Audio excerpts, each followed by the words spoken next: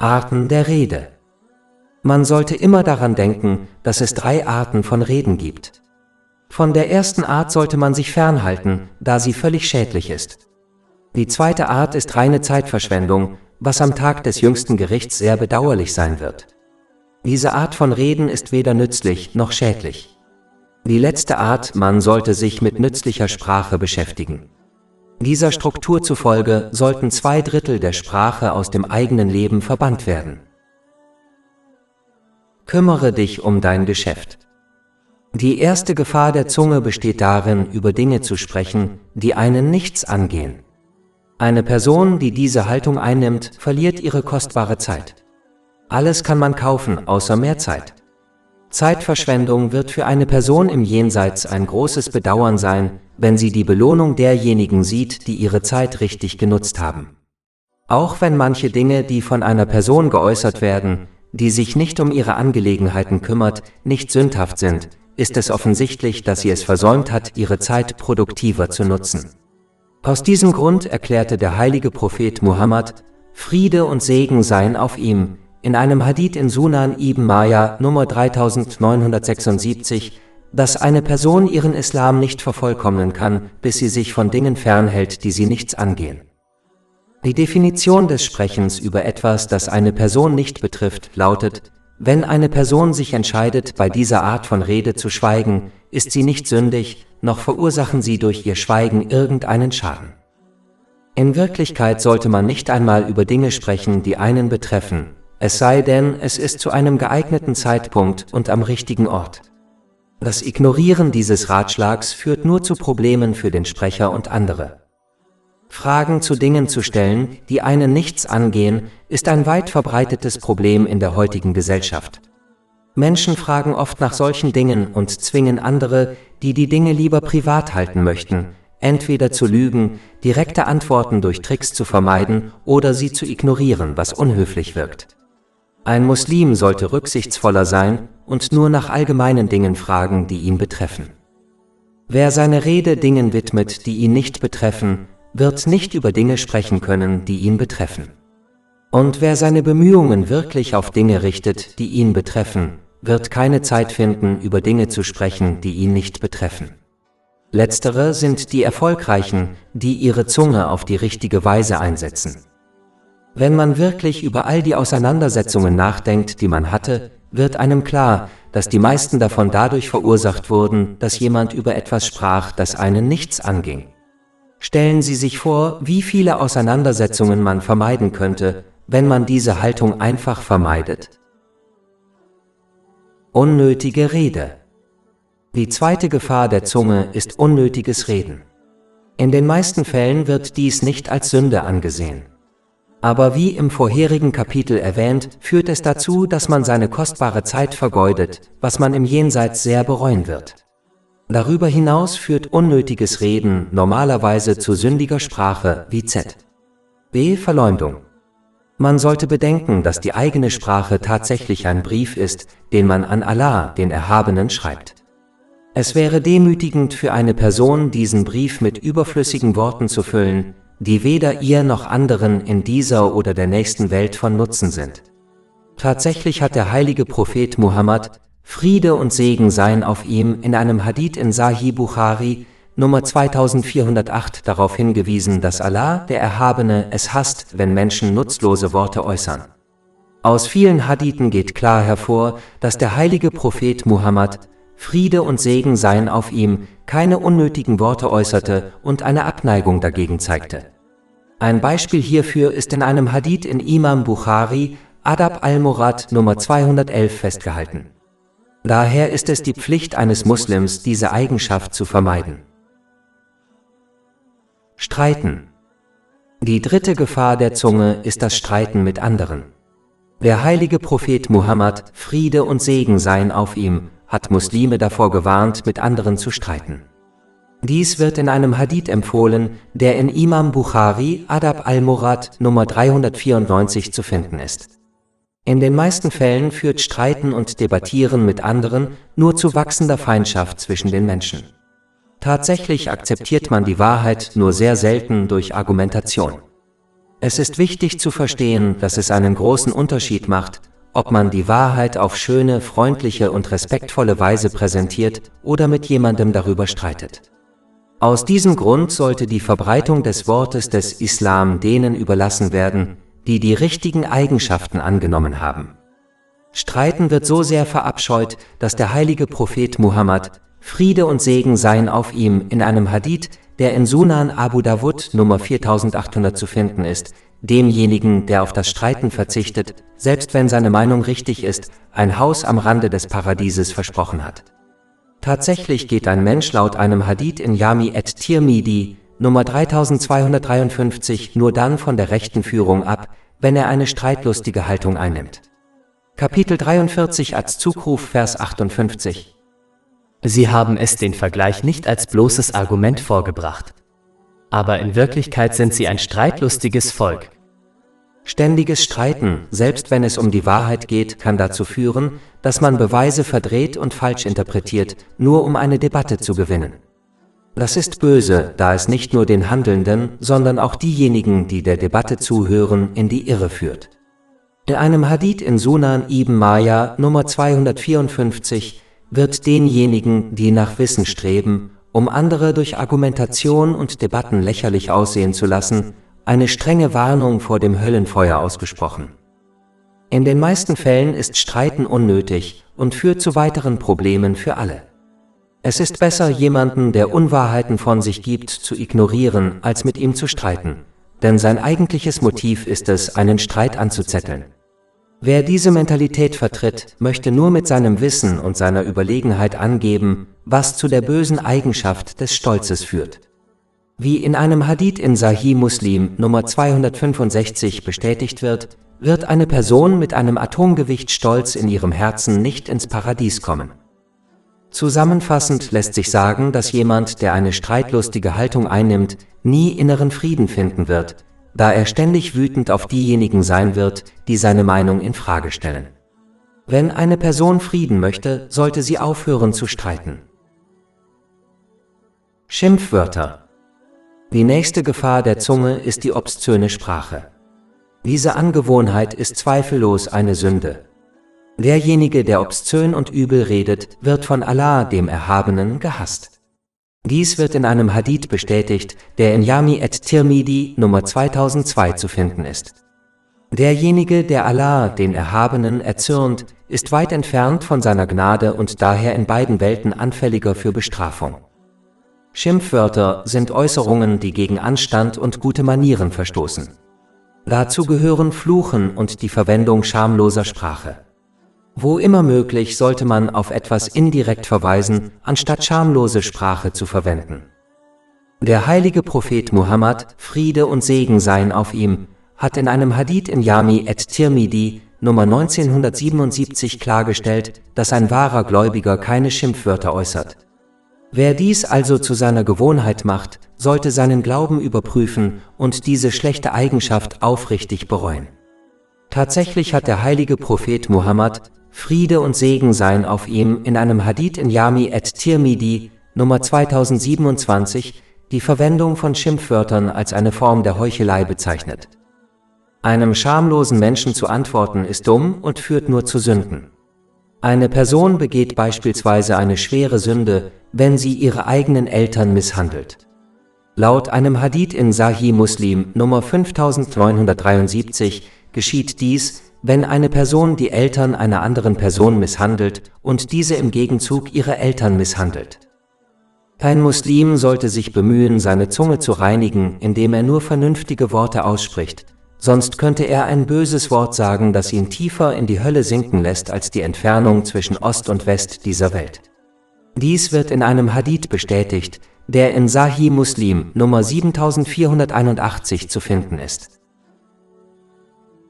Fluchen. Die nächste Gefahr der Zunge ist. Fluchen ist, wenn man darum fleht, dass die Gnade Allahs des Erhabenen von etwas oder jemand anderem genommen wird. Nur Allah, der Erhabene, weiß, wer es verdient, verflucht und seiner Gnade beraubt zu werden. Deshalb sollte man diese dumme Angewohnheit vermeiden. Jemanden zu verfluchen, der es nicht verdient, ist eine abscheuliche Tat, und wer sich wünscht, dass die Gnade Allahs des Erhabenen von jemand anderem genommen wird, kann feststellen, dass sie stattdessen von ihm genommen wird. Tatsächlich hat der heilige Prophet Muhammad, Friede und Segen seien auf ihm, in einem Hadith in Jami at-Tirmidhi, Nummer 2019 klargestellt, dass ein wahrer Gläubiger nicht flucht. Muslime, die die Angewohnheit haben zu fluchen, sind bei Allah dem Erhabenen so unbeliebt, dass sie am Tag des jüngsten Gerichts nicht als Zeugen und Fürsprecher auftreten können. Allah dem Erhabenen wird es nicht gefallen, sie am Tag des jüngsten Gerichts vor dem Rest der Schöpfung zu zeigen. Dies wird in einem Hadith in Sahih Muslim, Nummer 6610 bestätigt. Und schließlich unterstreicht ein Hadith in Sahih Bukhari, Nummer 6652, wie schwerwiegend es ist, einen Gläubigen zu verfluchen. Der heilige Prophet Muhammad, Friede und Segen seien auf ihm, erklärte, dass das Verfluchen eines Gläubigen so sei, als würde man ihn töten. Selbst wenn man den Fluch verdient, ist es sicherer und klüger, sich zurückzuhalten und stattdessen Worte auszusprechen, die Allah dem Erhabenen gefallen, wie zum Beispiel seine Erinnerung. Scherzen. Die nächste Gefahr der Zunge ist das Scherzen. In einem Hadith, der in Jami at-Tirmidhi, Nummer 2315 zu finden ist, verfluchte der heilige Prophet Muhammad, Friede und Segen seien auf ihm, dreimal denjenigen, der lügt, um die Leute zum Lachen zu bringen. Scherze zu machen und dabei der Wahrheit treu zu bleiben, ist keine Sünde, aber es ist schwierig, konsequent zu scherzen. Wer übermäßig scherzt, wird irgendwann einen Ausrutscher begehen und sündige Worte äußern, wie Lügen, Verleumdung oder das Verspotten anderer. Daher ist es sicherer, übermäßige Scherze zu vermeiden, wie in einem Hadith in Jami at-Tirmidhi, Nummer 1995 geraten wird. Darüber hinaus wird derjenige, der übermäßig scherzt, selbst wenn er es schafft, immer die Wahrheit zu sagen und niemanden zu beleidigen, einer spirituellen Krankheit ausgesetzt sein, vor der in einem Hadith in Sunan ibn Majah, Nummer 4193 gewarnt wurde, nämlich einem spirituell toten Herzen. Dies passiert der Person, die übermäßig scherzt und lacht, da diese Mentalität erfordert, dass sie immer über lustige Dinge nachdenkt und diskutiert und ernste Dinge vermeidet. Die Vorbereitung auf den Tod und das Jenseits ist eine ernste Angelegenheit, und wenn man es vermeidet, darüber nachzudenken und zu diskutieren, wird man sich nie richtig darauf vorbereiten. Dieser Mangel an Vorbereitung wird dazu führen, dass das spirituelle Herz stirbt. Tatsächlich wird man umso weniger lachen und scherzen, je ernsthafter man über das Jenseits nachdenkt. Dies wird in einem Hadith in Sahih Bukhari, Nummer 6486 angedeutet. Wenn sie zu oft scherzen, verlieren andere auch den Respekt vor ihnen. Das kann viele Probleme verursachen, b. dass sie nicht ernst genommen werden, wenn sie Gutes gebieten und Böses verbieten, selbst wenn es um ihre eigenen Kinder geht. Übermäßiges Scherzen führt oft zu Feindseligkeit zwischen Menschen, da man Dinge leicht ernst nimmt. Dies führt zu zerbrochenen und zerrütteten Beziehungen. Viele Menschen wurden durch Scherze sogar körperlich und emotional verletzt. Außerdem sollte man beim Scherzen lautes Lachen oder Lachen mit vollem Mund vermeiden, da dies im Islam verpönt ist. Laut einem Hadith in Sahih Bukhari, Nummer 6092, war das Lachen des heiligen Propheten Muhammad, Friede und Segen seien auf ihm, ein Lächeln. Ein Muslim sollte es unter allen Umständen vermeiden zu lügen, auch nicht im Scherz, denn das würde dazu führen, dass er ein Haus mitten im Paradies erhält. Dies wird im Hadith Sunan Abu Dawud, Nummer 4800 bestätigt. Das heißt nicht, dass ein Muslim überhaupt keine Witze machen sollte.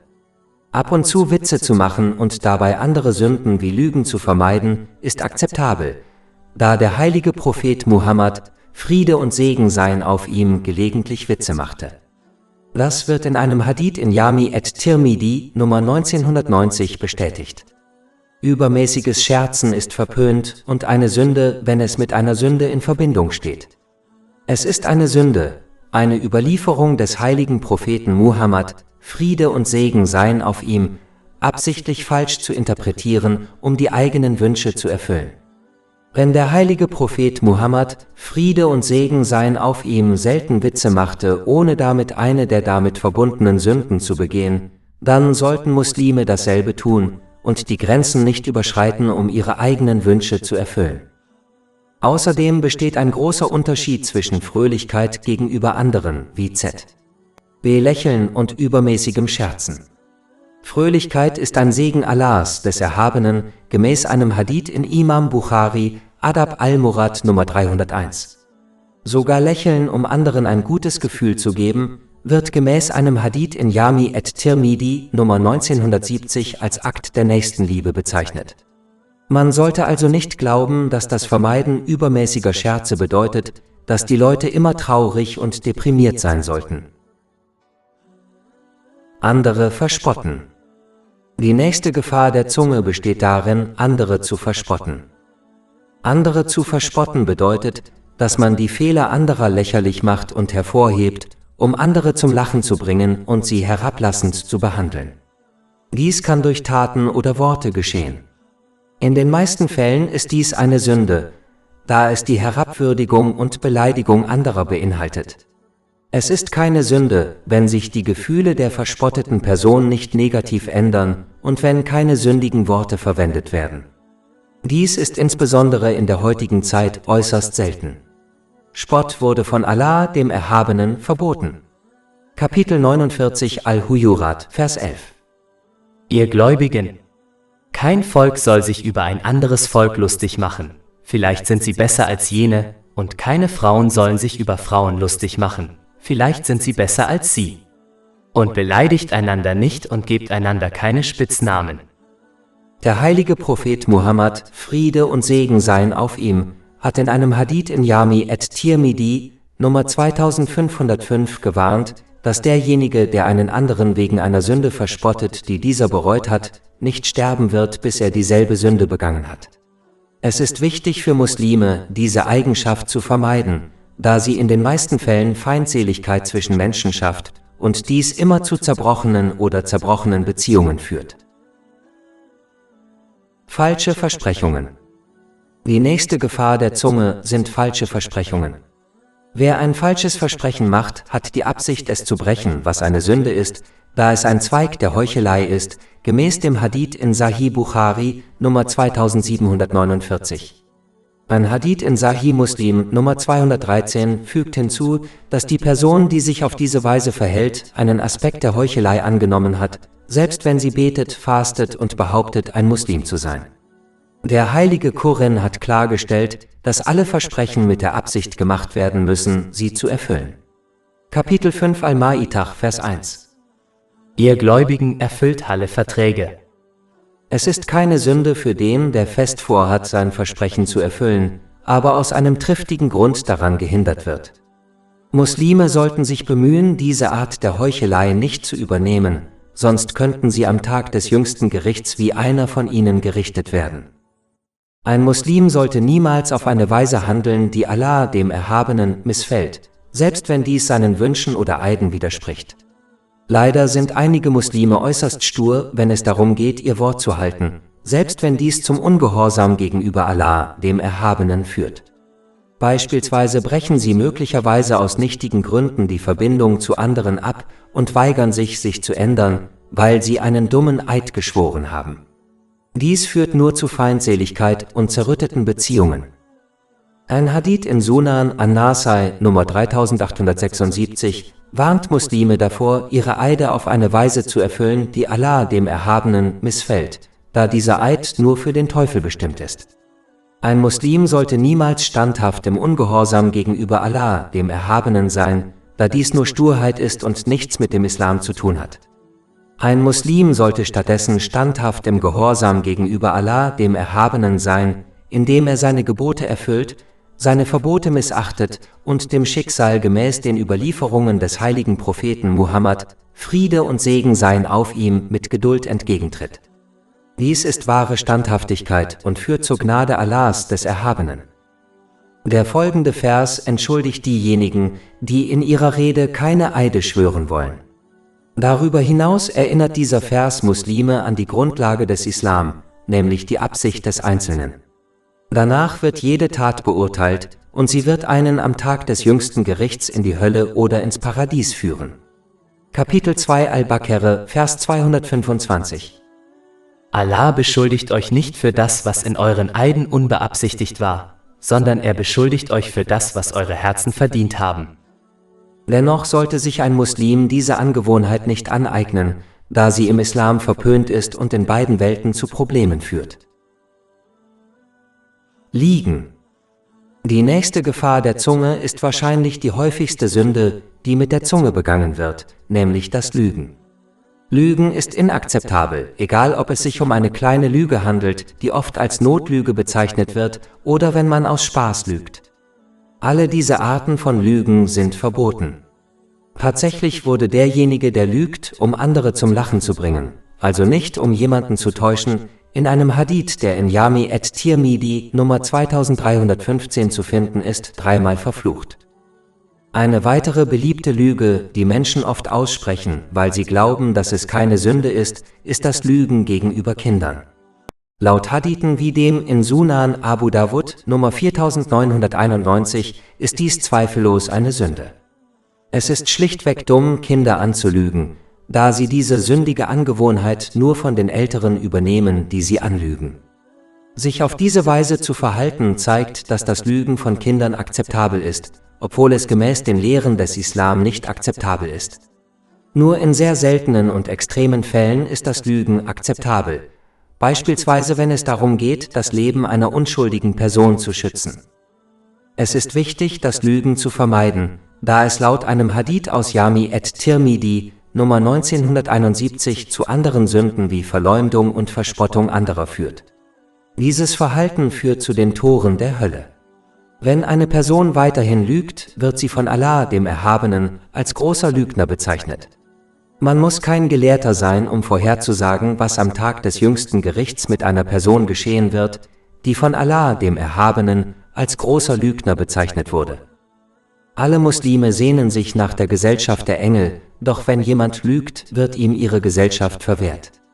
Tatsächlich führt der Gestank, der aus dem Mund eines Lügners strömt, dazu, dass die Engel sich meilenweit von ihm entfernen. Dies wird in einem Hadith bestätigt, der in Jami at-Tirmidhi Nummer 1972 zu finden ist. Lügen zu erzählen, die sich unter anderem in der Gesellschaft verbreiten, ist eine so schwere Sünde, dass laut einem Hadith in Sahih Bukhari Nummer 7047 eine Person, die dies tut und nicht bereut, nach ihrem Tod so schwer bestraft wird, dass ihr ein Eisenhaken in den Mund gesteckt und ihre Gesichtshaut abgerissen wird. Ihr Gesicht wird sich sofort regenerieren und der Prozess wird dann wiederholt. Dies wird bis zum Tag des jüngsten Gerichts ununterbrochen geschehen. Zusammenfassend lässt sich sagen, dass alle Muslime jede Form der Lüge vermeiden sollten, unabhängig davon, mit wem sie sich unterhalten. Verleumdung und Beleidigung. Die nächste Gefahr der Zunge sind Sünden, die in der heutigen Gesellschaft viel zu häufig vorkommen, nämlich Verleumdung und üble Nachrede. In einem Hadith in Sahih Muslim Nummer 6593 erklärt der heilige Prophet Muhammad, Friede und Segen seien auf ihm, die Bedeutung von Verleumdung und übler Nachrede. Verleumdung ist, wenn jemand jemanden hinter seinem Rücken auf eine Weise kritisiert, die ihm missfällt, obwohl es die Wahrheit ist. Verleumdung hingegen ist ähnlich wie Verleumdung, nur dass die Aussage nicht wahr ist. Diese Sünden betreffen hauptsächlich die Sprache, können aber auch andere Dinge umfassen, wie z.B. die Verwendung von Handzeichen. Verleumdung ist eine schwere Sünde und wird im heiligen Koran mit dem Essen des Fleisches einer Leiche verglichen. Kapitel 49 Al-Hujurat, Vers 12. Und spioniert einander nicht aus und verleumdet einander nicht. Würde einer von euch gern das Fleisch seines toten Bruders essen? Das würdet ihr verabscheuen. Es ist wichtig zu verstehen, dass diese Sünde schlimmer ist als die meisten Sünden zwischen einem Menschen und Allah, dem Erhabenen. Dies liegt daran, dass die Sünden zwischen einem Menschen und Allah, dem Erhabenen, von ihm vergeben werden, wenn der Sünder aufrichtig bereut. Aber Allah, der Erhabene, wird einem Verleumder nicht vergeben, bis sein Opfer ihm zuerst vergibt. Wenn dies nicht der Fall ist, werden am Tag des jüngsten Gerichts die guten Taten des Verleumders seinem Opfer als Entschädigung zugesprochen, und falls nötig, werden die Sünden des Opfers seinem Verleumder zugesprochen, bis Gerechtigkeit hergestellt ist. Dies kann durchaus dazu führen, dass der Verleumder in die Hölle geschleudert wird. Dies wird in einem Hadith bestätigt, der in Sahih Muslim Nummer 6579 zu finden ist. Verleumdung ist nur dann rechtmäßig, wenn man eine andere Person vor unrechtmäßigem Schaden warnt und schützt, oder wenn man eine Beschwerde gegen eine andere Person mit einer Drittpartei klärt, beispielsweise in einem Rechtsstreit.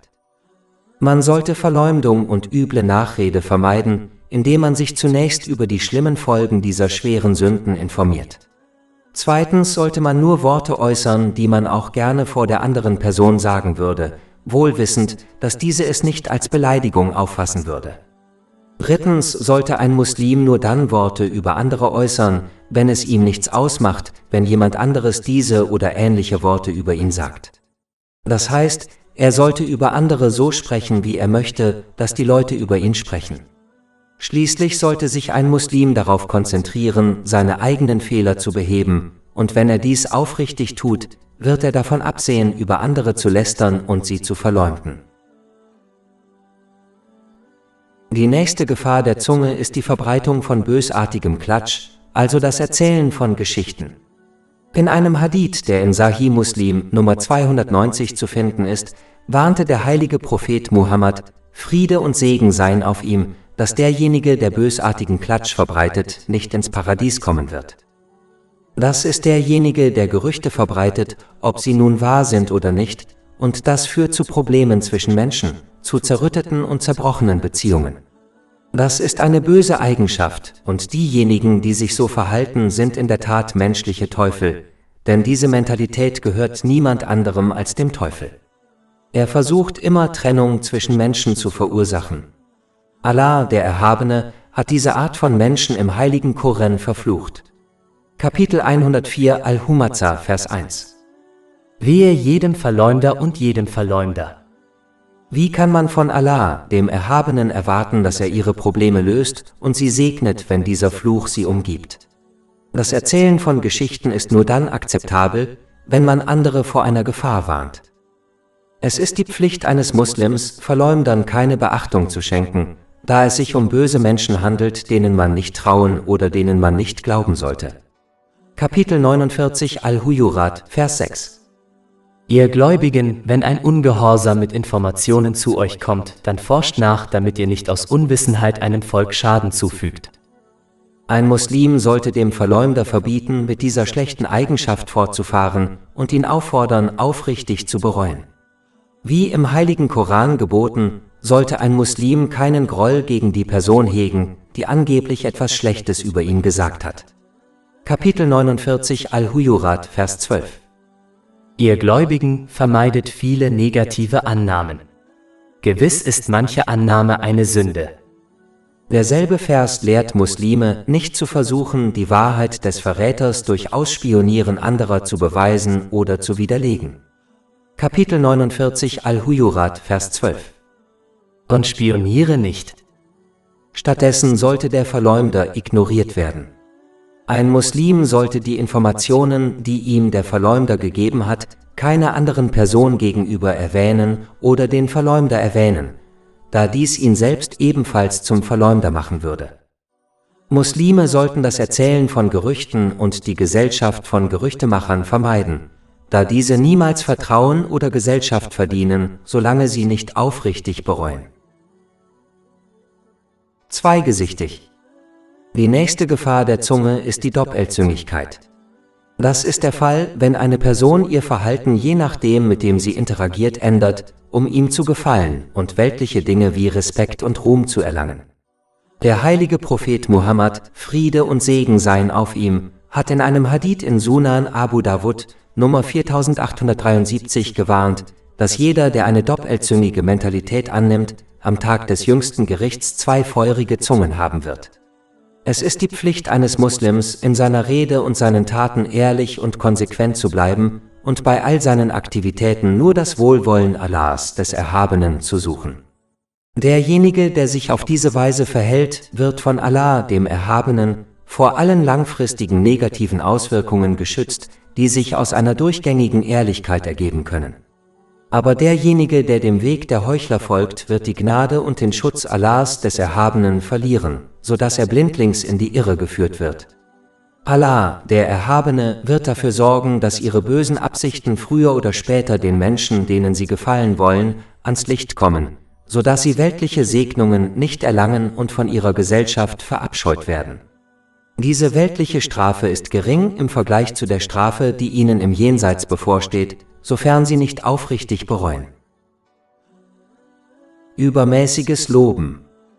Die letzte Gefahr der Zunge besteht darin, andere zu sehr zu loben. In einem Hadith, der in Sahih Bukhari Nummer 2662 zu finden ist, warnte der heilige Prophet Muhammad, Friede und Segen seien auf ihm, davor, andere zu sehr zu loben. Dies ist eine verpönte Tat, da sie erstens sündhaft sein kann, wenn das Lob auf Unwahrheiten beruht. Selbst wenn es wahr ist, kann übermäßiges Loben, insbesondere bei Unwissenden, dazu führen, dass sie stolz werden. Dies ist eine böse Eigenschaft, da ein Atom davon ausreicht, um einen in die Hölle zu bringen. Davor wurde in einem Hadith in Sahih Muslim Nummer 265 gewarnt. Übermäßiges Loben kann sogar dazu führen, dass die gelobte Person glaubt, sie habe ihr Potenzial im Gehorsam gegenüber Allah, dem Erhabenen, ausgeschöpft und müsse sich deshalb nicht verbessern. Ein Muslim sollte sich nicht vom Lob anderer täuschen lassen, da er seine Taten und seinen verborgenen inneren Charakter besser kennt als jeder andere Mensch. Wenn er darüber nachdenkt und darüber, wie oft Allah, der Erhabene, seine Fehler vor den Menschen verborgen hat, sollte er nicht stolz werden. Darüber hinaus sollte er sich daran erinnern, dass die gelobte Eigenschaft, die er besitzt, ihm von niemand anderem als Allah, dem Erhabenen, verliehen wurde, und daher gebührt ihm alles Lob. Schließlich sollte ein Muslim Allah, dem Erhabenen, dankbarer sein, indem er die Segnungen, die er besitzt, auf eine Weise nutzt, die ihm gefällt. Stattdessen sollte er andere auf diesen Hadith aufmerksam machen und sie warnen, andere nicht zu sehr zu loben. Nur in bestimmten Fällen ist es akzeptabel, andere zu loben. Dabei sollte man nicht übertreiben, bei der Wahrheit bleiben und andere dazu ermutigen, mehr Gutes zu tun. Dies gilt insbesondere für Kinder, beispielsweise für ihre schulischen Leistungen, ihr gutes Benehmen und die Erfüllung der Pflichten des Islam. Abschluss. Es wurde deutlich gemacht, dass die Zunge zahlreiche Gefahren birgt. Daher ist es für Muslime lebenswichtig, sich ständig dessen bewusst zu sein, was sie sagen, da nur ein einziges Wort ausreicht, um sie am Tag des jüngsten Gerichts in die Hölle stürzen zu lassen. Dies wird in einem Hadith bestätigt, der in Sunan Ibn Majah Nummer 3970 zu finden ist. Es ist wichtig, dass eine Person nachdenkt, bevor sie spricht, und nur dann fortfährt, wenn die Worte nicht sündig oder eitel sind. Dies ist das Zeichen einer intelligenten Person. Der heilige Prophet Muhammad, Friede und Segen seien auf ihm, hat in einem Hadith, der in Sahih Muslim Nummer 176 zu finden ist, einen Weg empfohlen, wie ein Muslim allen Gefahren der Zunge entgehen kann, nämlich entweder Gutes zu sagen oder zu schweigen. Das Erlernen von Wissen über die Gefahren der Zunge wird diese Lehre untermauern. Aber wenn ein Muslim unwissend bleibt, wird er durch seine Worte viele Sünden begehen, ohne es überhaupt zu merken. Aus diesem Grund ist der Erwerb von Wissen für alle Muslime zur Pflicht geworden, was in einem Hadith in Sunan Ibn Majah Nummer 224 bestätigt wird. Oltre 400 e-book, audiolibri, infografische podcast e-blog gratuiti disponibili sul nostro sito web www.shakepot.com